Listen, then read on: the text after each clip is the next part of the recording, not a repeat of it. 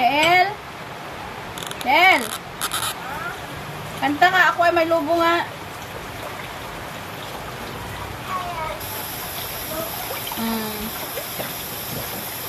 Dali na, kanta ka daw. Tapos bibilang ka ni Papa ice cream daw.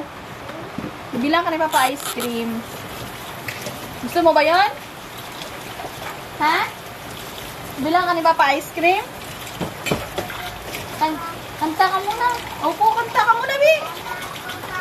Oh, sama ka, bibili ka ice cream. Kanta ka muna. Oh, kanta ka? Hindi. Ako ay may lobo muna. Ako ra obo. Ako ra obo. Oy patasabit. Hindi ita.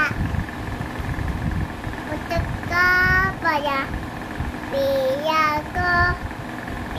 Obo. Lagin ana. Putok ka ako. Wow! Oh my God! Yay! Ang galing naman ni Yael. Di ba mag-school ka na? How old are you nga? 2. Oy, galing ni Yael ah. 2 years old. Yay! Clap, clap muna. Clap, clap muna sarili. Yay! Ayan na nga guys. Kahit kakatapos na ng ulan, pero may kunting tulo pa na ulan. Pupunta tayo ng 7-Eleven dahil yan ang gusto niya. Bibili daw siya ng ice cream. Yan. Dahil nga guys, pinanood ng papa niya yung conversation namin ni Yael bago kumanta siya. Bibigyan daw siya ni papa ng ice cream niya. Diba? Naku, hindi niya talaga nakalimutan kahit gabi na, sarado na ng ibang tindahan. Kaya dito kami nagpadiretso talaga sa 7-Eleven kasi may pagpipilian siya. Favorite niya yan guys, yung ganitong place eh. Naku guys, ang tagal niya pumili na kung anong gusto niya. Gusto niya talaga dalawa talaga yung kanya. Ayan na nga, oh, speaking. Oh, yan, dami-daming 20 pesos.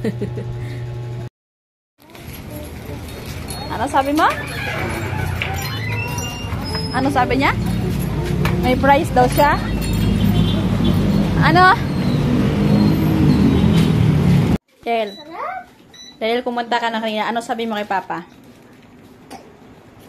Ano sabihin mo? Si Mama pala, ako pala nagbili niyan. Halika dito. Halika, dali. Ano sabihin mo kay Mama? Thank you. You're welcome. Thank you. Yan. Kakanta ka ulit bukas ha. Kantahan mo nga si Mama. Tatamin. Papa. Ibang ice cream sa'yo kasi ibang